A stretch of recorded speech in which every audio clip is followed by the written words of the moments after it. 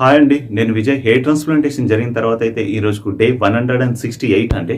So ఇక్కడైతే నాకు hair అనేది ఇంప్లాంట్ చేస్తారు. సో ఇదంతా కూడా ఇంప్లాంట్ చేసిన హెయిరే అండి. సో చూడొచ్చు రిజల్ట్ ఎలా ఉందో. సో ఇదండి కంప్లీట్గా ఇలా ఉంటుంది.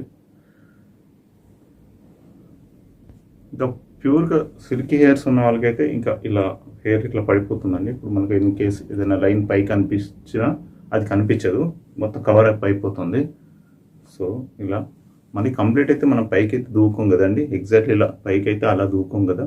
సో దాదాపు ఇలా చేసుకుంటాం కాబట్టి ఇన్ కేస్ ఎవరికన్నా హెయిర్ లైన్లో కొంచెం ఇబ్బంది ఉన్నా కూడా ఇలా మనం కవర్ చేసుకోవచ్చు. అండ్ కామెంట్లో చూసాను, అన్న మీరు ఈ హైదరాబాద్లోనే ఉంటారా అని అన్నారు.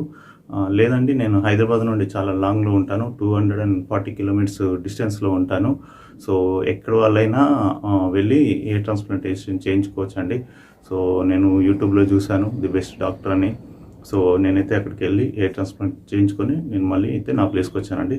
సో ఇప్పటివరకు అయితే అండి. Thank you all and thank you జాన్వర్డ్ సార్.